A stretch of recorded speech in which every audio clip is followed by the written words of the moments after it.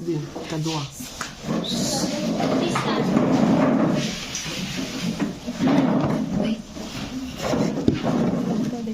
Let us put ourselves in the presence of God.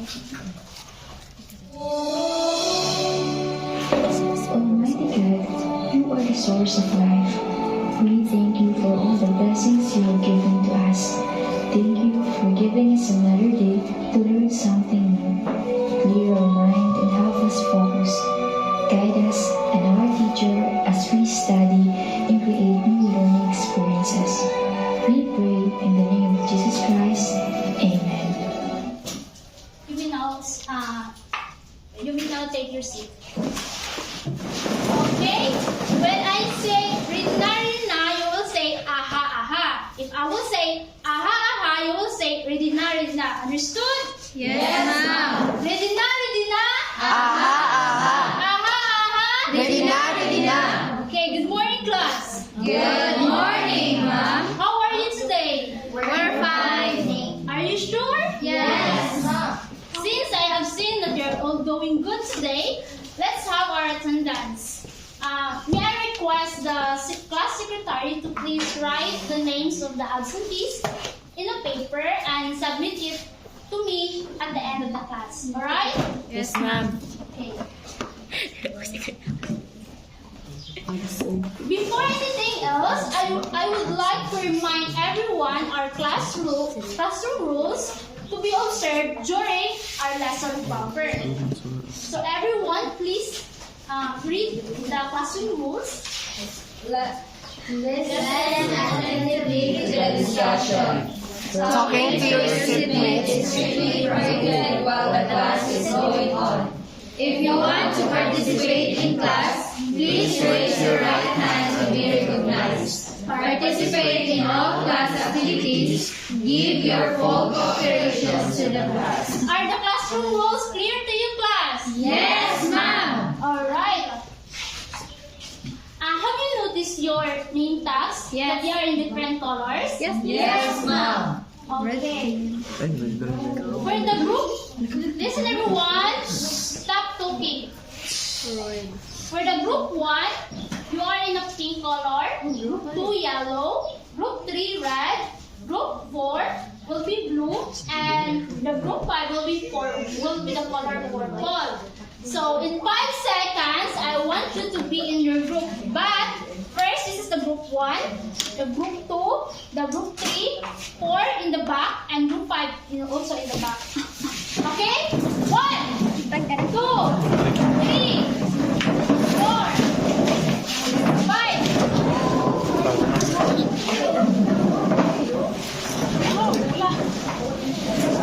Okay, everyone, settle down.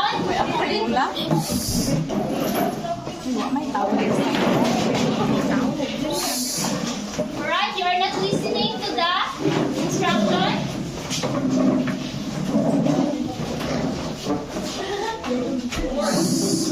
Stop talking. Okay, are you already in your group?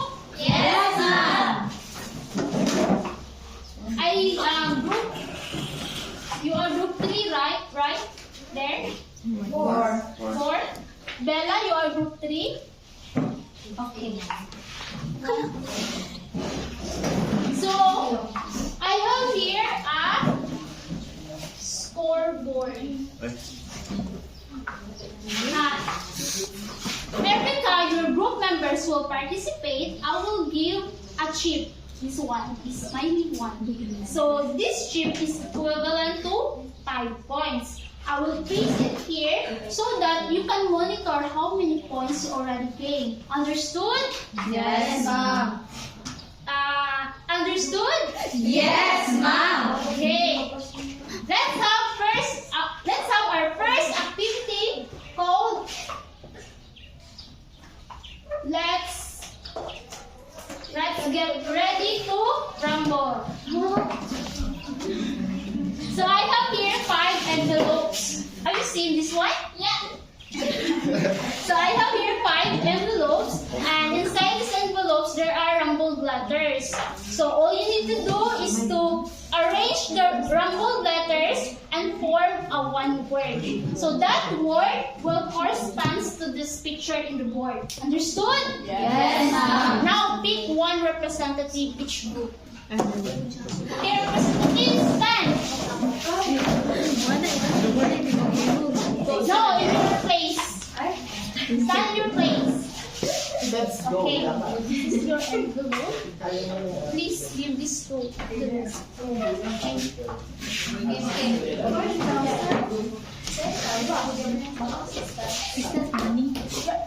representative, wait for my signal to open the envelope. For the representatives to be guided, I have here a video presentation. Let's see. I have two eyes that can see. I have one nose that can smell. I have fingers that can touch. They help me feel things pretty much.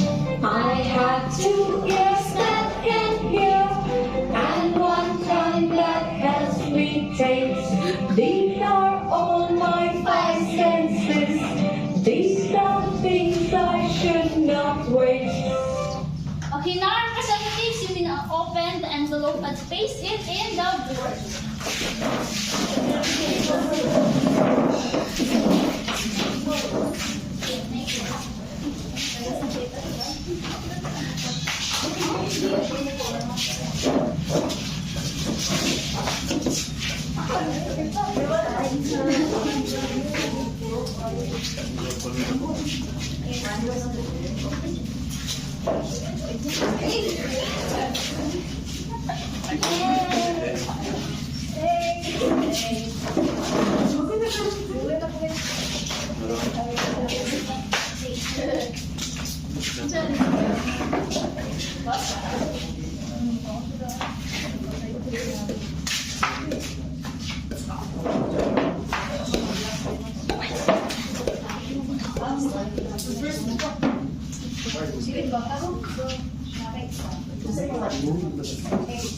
Alright, eyes on the board, everyone. Now let's check your answers, right? For this one, what is this part of your body? Eyes. And this is for? Sight. Okay, this one? Nose. And this is two? Yes. This one? Hands. This is two? Touch. This one? Ears. This is only Ear. So, Ear. here. Okay, this one? Palm. And this is two? Face. Okay, very good. Let's give 5 claps to all representatives. You are all correct. Let's give one each.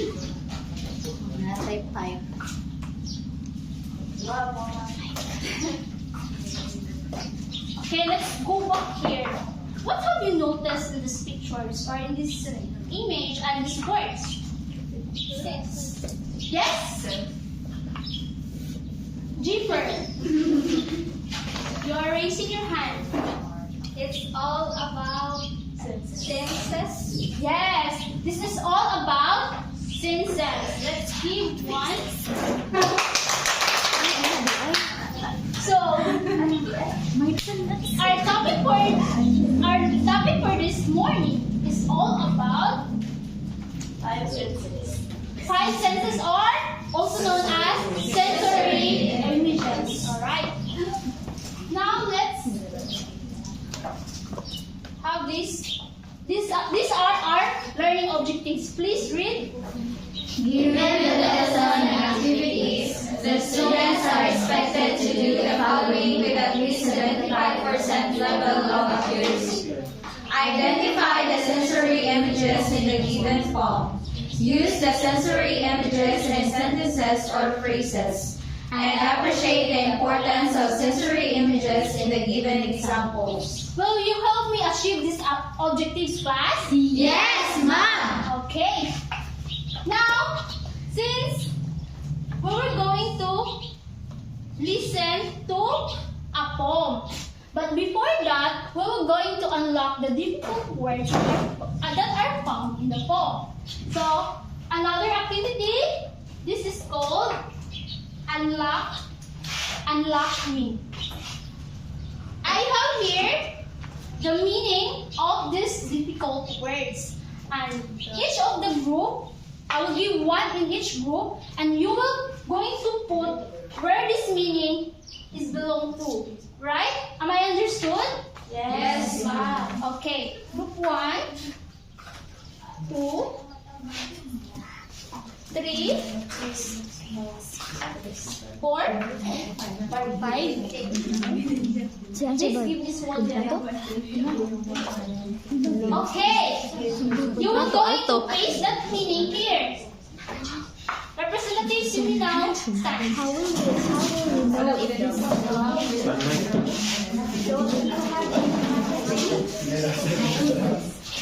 Just look where you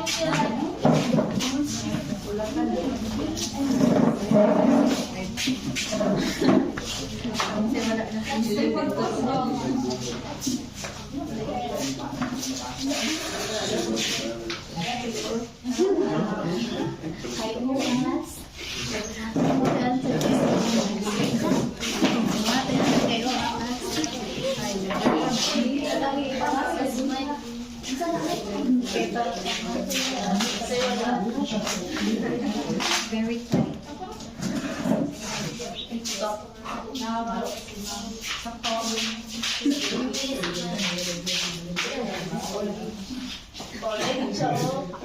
Okay, let's check your answers if it's right or wrong. Who answered number 1?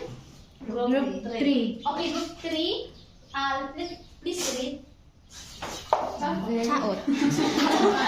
So this is hot. Yes. Hot. Okay, group 3. Very tired from being pulled or stretched. Okay, group 3 is correct. Yes. Who answered number 2? Group 2. Okay, group 2. The contrato. Sige. Contrato. The lowest female singing voice. Okay, group 2 is correct. Wrong. Who answered number 3? Okay, group 4, please read Disorder or ruffle. the word. Ruffle. Disorder or disarrange. Someone's hair by ruining running. Again. Ruffle. Disorder or disarrange someone's hair by running one's hands through it. Okay, group 4 is correct. Who answered number 4? Okay, group 1, please read. Please, everyone. Glinting. Give out or reflect small flashes of light. Okay, group 1 is correct. Yay! And last is group 5. You answered this one? Yes. Stubborn. Group 5, please, your attention, please. May I have your attention? Yes, Okay. Stubborn. Again? Serious, sad, and without humor or entertainment. Okay. Group 5 is also correct. Yes. Yes. Okay, let's give 5 claps. Let's give 5 claps to all. So this is the poem, and this is, we will now listen and watch the poem. This is titled Black Woman by Leopold Sidar Singhar. Naked woman, black woman, clothed with your color, which is life, with your form, which is beauty. In your shadow I have grown up. The gentleness of your hands was laid over my eyes. And now, high up on some baked pass, At the heart of summer, at the heart of moon, I come upon you, my promised land. And your beauty strikes me to the heart like the flash of an eagle. Naked woman, dark woman, firm of flesh to ripe fruit, somber raptures of black wine, mouth making lyrical my mouth. Savannah stretching to clear horizons, Savannah shuddering beneath the east wind's eager caresses. Caved tone, tone, told, tone, tone, matter under the conqueror's fingers. Your solemn contralto voice is the spiritual song of the beloved. Naked woman, dark woman, oil that no breath baffles. Calm oil on the athlete's flanks, on the flanks of the princes of Mali, gazelle limbed in paradise. Pearls are stars on the night of your skin, delights of the mind, the glinting of red, gold against your watered skin, under the shadow of your hair. My care is lightened by the leveling signs of your eyes. Naked woman, black woman, I see your beauty that passes, the form that I fix in the eternal, before jealousy fating you to ashes, to feed the roots of life. Did you understand the poem? So let's dig deeper to what is the poem all about. Who does the title Black Woman refer to in the poem? If you observe in the video, right, so there is a woman. So what do you think Black Woman refers to? Yes, Barbie? I think the title Black Woman referred to in the poem is all about African woman. Okay, very good. African woman. But aside from African woman, where does African woman live? Africa. So the poem is all about an African woman. At the same time, it is representing the Africa. Okay. What image and qualities of a woman are presented in the poem? So what do you think? If I will ask you what image or qualities of a woman are presented in the poem? Laika, you may give me one. The image or the qualities of the woman presented in the poem is beautiful. Beautiful? Yes, it is. Another answer? Yes. I think Mom Black. That is the image, one image or one quality of a woman as I've seen in the video. Black. Okay, very good. Other answer? Nine? Nerla. The image or the qualities of a woman that are presented in the poem is, one of those is being caring or they possess strength. Okay, very good. All of the answers of your classmates are all correct. So, listen, group, warning, huh? Okay. The image and the qualities that a woman are presented in the poem are beautiful, caring, and they possess strengths. That's why the author, this is the author wants us to see that African women are not just presented by being their color, but also they possess something in them. Okay? For the next question, what do you think the image of a woman chosen to describe Africa? If you're going to describe a woman to the African country, Africa continent, it's continent also. So if you are going to describe the two, the women and at the same time the Africa, what comes in your mind? Generate. They are black now.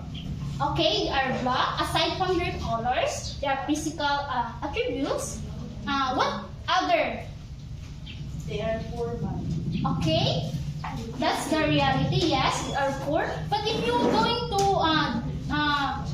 dig deeper into the people of Africa, what can you say? Okay? Africa is a rich of natural. Okay, very good. Another one. Okay, you have No, our score is. No, ma'am, because question, ma'am. we are group 5, ma'am. Ganito na score. Okay, sorry. Nasa group 4 ni mo na butang pa. Okay, si John Wick.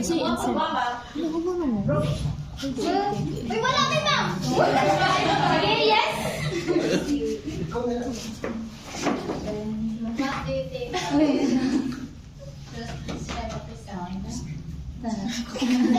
To ability to survive any challenges and everything, ma'am. Okay, very good. Yes, other answer. Shanti. Mostly African people, ma'am, are talented, especially in singing. Okay, very good. Yes. So all your answers are correct. Aside from Africa is rich in natural beauty, and they are also like us. They have the ability to survive in any challenges. That is what the poem is all about. Now, do you understand the poem? Yes. Okay. I think so. But it is important that we need to understand the poem because it is very meaningful to the African people. We may not be an African, but still we need to have empathy for them. Okay? Okay? Yes, ma'am. Okay. So for this question, do you think the poem used sensory images? Yes, ma'am. Yes? Yes. What are those sensory images? Sight. Are you sure? Yes. Okay. If you are sure that the poem used sensory images, now let's find out with this video.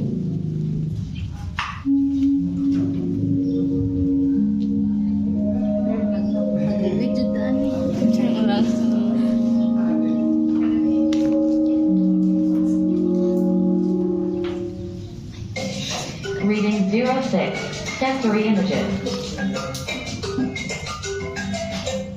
Colorful rainbow. Loud sound of an ambulance.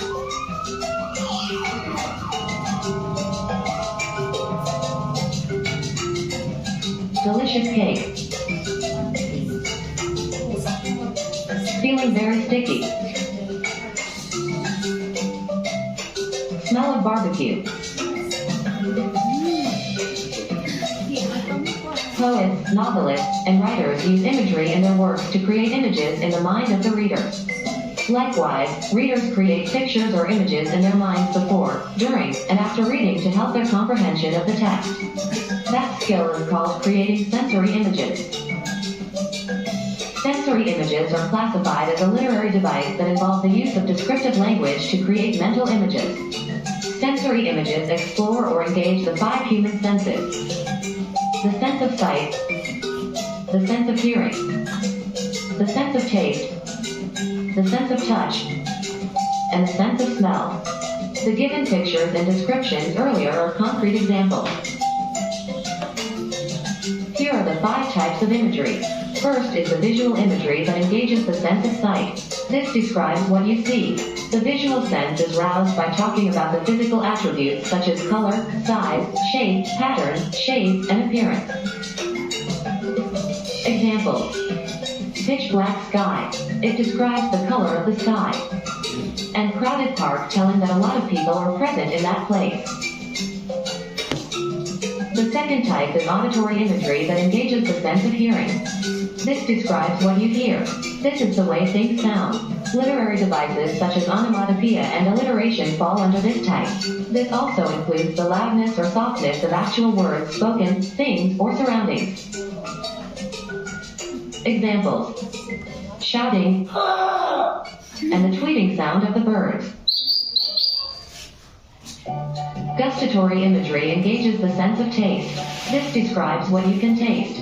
It includes flavors and the 5 basic tastes like sweet, salty, bitter, sour, and umami.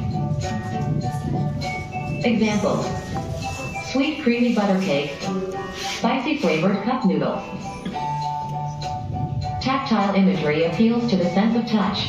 It describes what you can feel. It includes textures, emotions, sensations, and other physical bodily experiences. Examples: slippery skin, cold wind. Olfactory images engages the sense of smell. It includes scent. Examples: sweet smell of sampaguita, aroma of coffee. It's practice time. Identify what sensory image was used in each sentence. 1. The noise subsided and silence covered the whole place.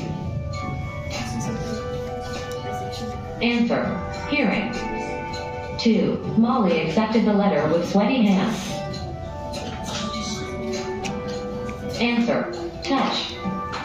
3. Betty followed the ghost figure until it disappeared. Answer: sight. 4. The little girl liked the scent of the ripe apples. Answer: smell. 5. The mangosteen tastes so sweet. Answer: taste. Sensory images are classified as a literary device that involve the use of descriptive language to create mental images.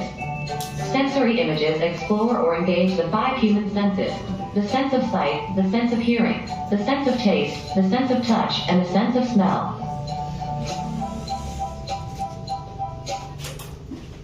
Okay, did you learn something from the video? Yes, ma'am. Sure? Yes. Okay, if you are sure that you learned something, now let's have a deep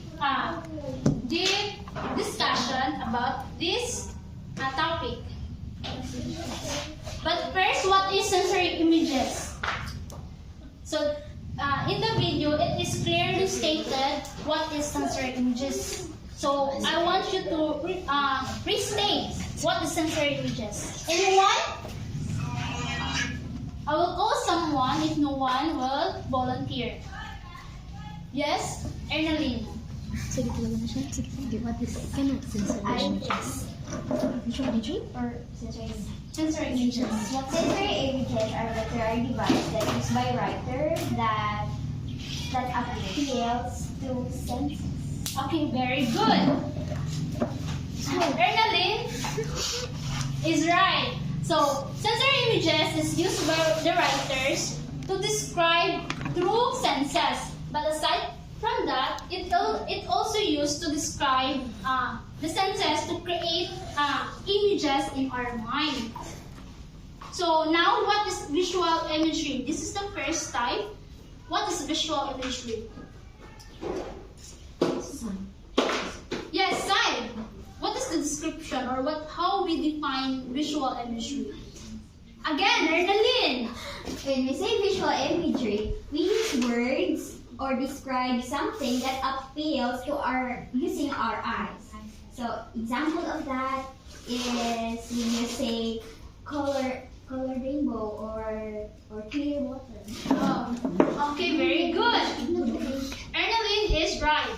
When we say visual imagery, it is focused more on the physical attributes of a person, object, or place. So, as she said earlier, this is all about the color, the size, and the lightness, the darkness, shadows, and shade.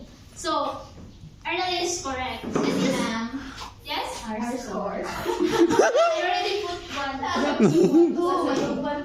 Yes, Sa group 1 yung again. Okay, you can remind me if I put something in. So this is an example. Please read everyone. The sunset was the most gorgeous day I have ever seen. The clouds were edged with. Okay. The sunset was the most gorgeous we have ever seen. In that slide, what words words or word that you can associate that, this is visual imagery? Yes, Chunky. Gorgeous, ma'am. Okay, gorgeous. Aside from gorgeous, Colorful. colorful. Scene, ma'am. Scene, yes. These are the words that you can associate to visual. That is gorgeous and or scene. They have ever seen. Okay. Now, do you understand what is visual imagery? Yes, ma'am. Are you sure? Yes, ma'am. Why are your voices it's not loud enough? Huh? Yes, ma'am. Group 5. Yes, ma'am. Okay. Now let's proceed to gustatory. What is gustatory again in the sentence? Yes, particularly I taste. Sure? Yes. Okay, it is the taste. But what is gustatory imagery? Okay? You already said that. Yes, Eva. So, gustatory imagery is it focuses on how it uses a word that you're going to taste, describe the taste of some food. Okay, very good. So, just like you said earlier, that gustatory imagery is all about taste. So, it focuses on how the food tastes, like the sour, salty, sweet. So that's are the different flavors. So in this example, please read everyone. Her mouth watered as she Again, louder. Her mouth watered as she bit into the sour, peppery mango chow. Okay, what words you can associate to the story? sour. Raise your hand if you want to answer. Yes or no, Lynn? Beet sour. And oh my god. Okay, very good. Ernalyn is right. So these are the words that you can associate to gustatory. Star, the word star, and peppery, mango. So that's our word taste. Again, for the auditory, what is auditory in the 5 senses? Here. Yes, Jacqueline. It is in the sense of hearing, ma'am. Okay, what is auditory? It describes the sound, like for example, the breathing of birds, the strong breeze of wind. Okay, very good. So auditory focuses on sound. And this is, do you know what is onomatopoeia? Yes, ma'am. Yes. Okay, what is onomatopoeia? Shanti. Words that sounds like their meaning. Okay, very good. So, onomatopoeia is under this auditory imagery. So, they use sound to describe something. So, this example, please read everyone. The trees rustled as the wind whistled gently through the leaves. What word associates to auditory? Whistle. So, in our term, or in our dialect, it is nanagpuy. Yes, nanagpuy. So that's it. Another one is olfactory imagery. And this is for or to Smell. the smell. Yes. What is olfactory imagery? Vividly? Deeper. Olfactory imagery. It describes what we feel. Okay? So aside from that, yes, Mike. Aside from what Streamer said, Olfactory is a type of sensory images that can describe a sense of smell. so this is deeper. Yes, Eva.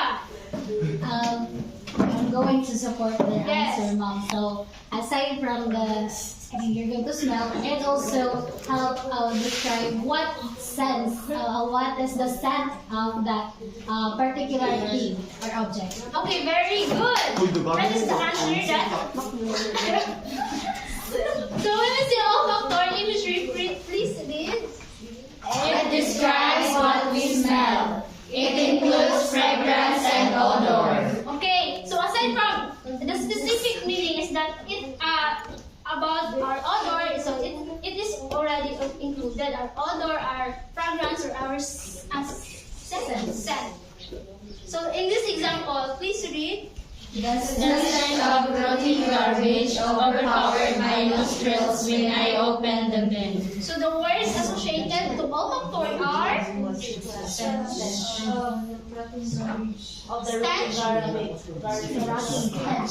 So when we say stench, it is all about odor. Yes.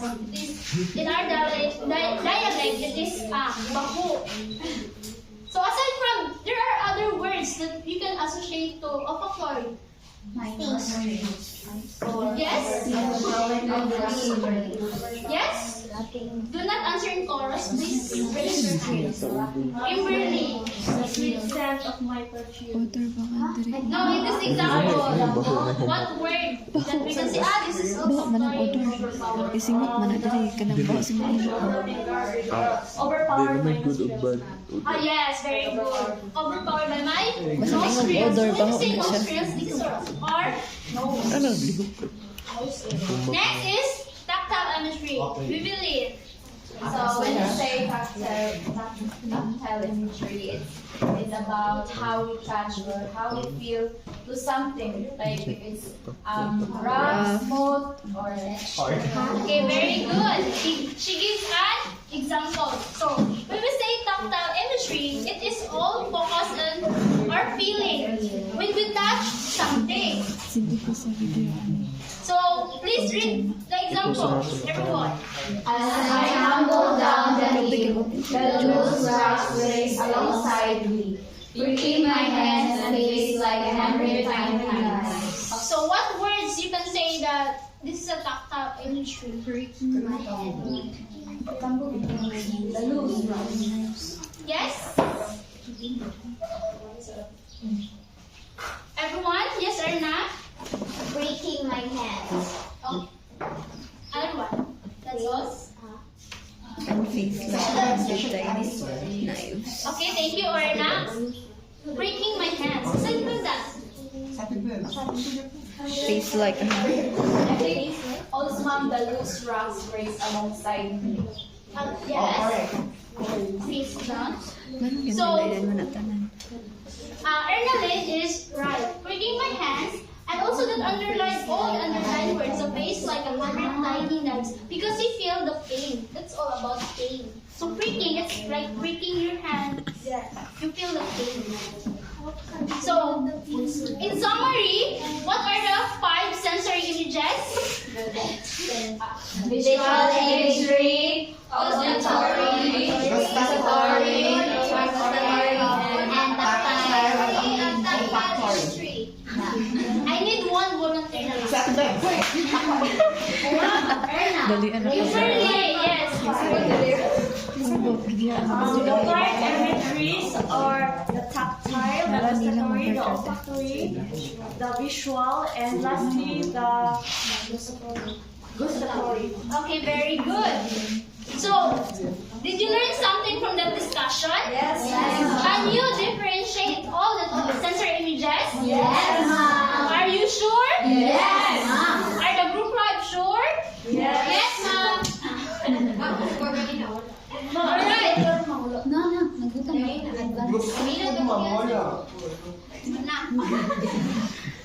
So, now let's have an activity. So, you need to raise your hand if you want to answer, okay? Yes. You are going to identify those lines into what sensory images that we are using, okay? Understood? Yes. Okay, number 1. Please read. Everyone, please read. naked woman,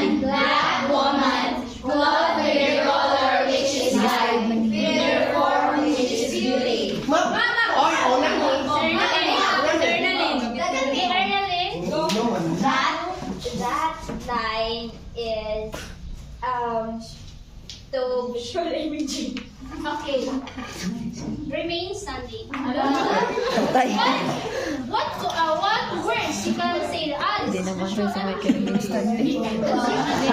Naked. Say naked because he dances. Then black color. It equals the side. And beauty. Okay, very good. This is visual. Yes. Next. The your hands was laid over my eyes. Eva, Tactile. tactile.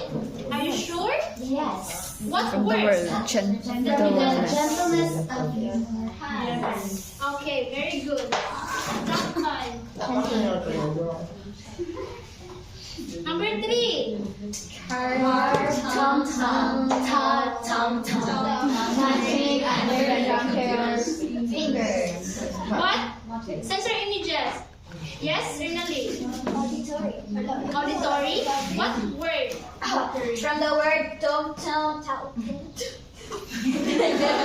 It is the alliteration, the creating. Are you sure that's the alteration? Yes, ma'am. Repetition of the initial consonants.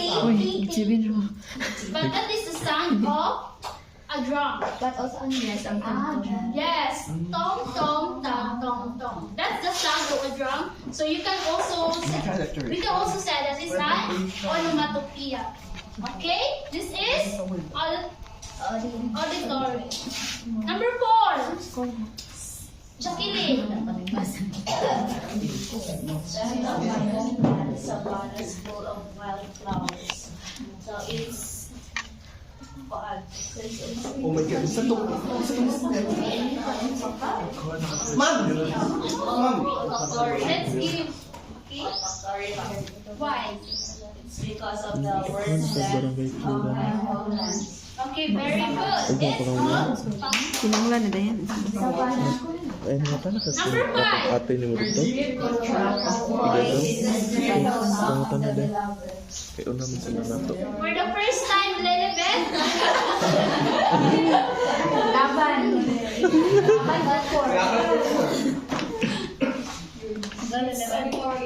Yes, this is auditory, but what words you can say that it is an auditory? Control words. Give control the words now. Okay, very good. That is auditory. 4. So now, did you understand what is sensory images all about? Yes. So, there are a lot of examples. So I hope you understood what our lesson is all about. So now, please sit properly. Everyone, please sit properly.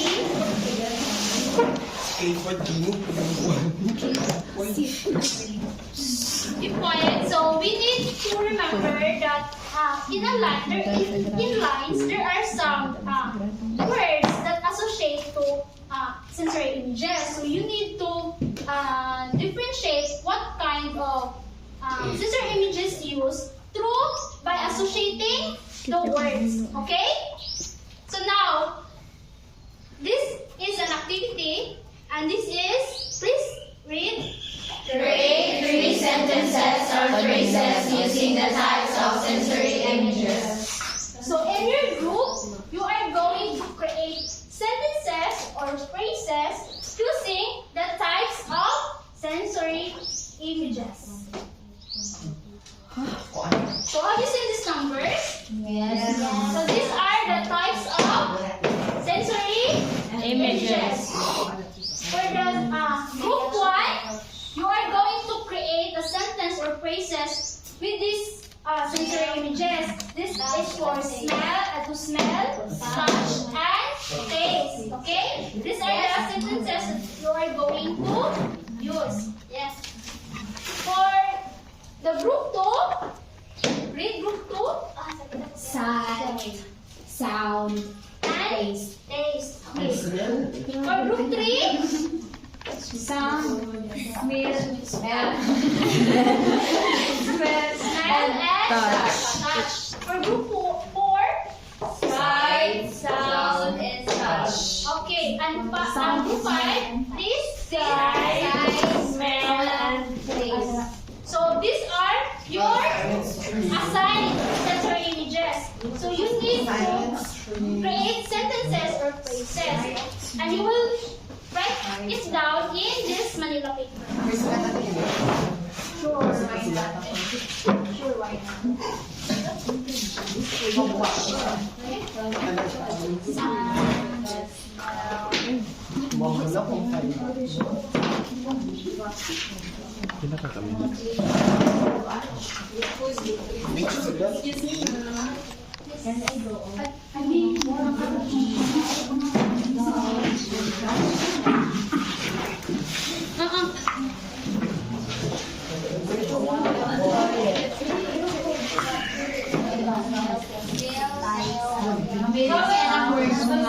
Yes, you may use this chart or these words. I will give you 8 minutes to complete that. Your timer starts now.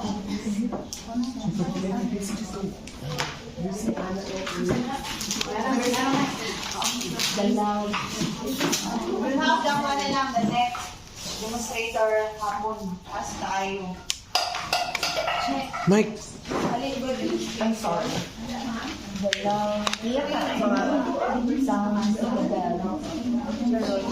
Saan yung aking man?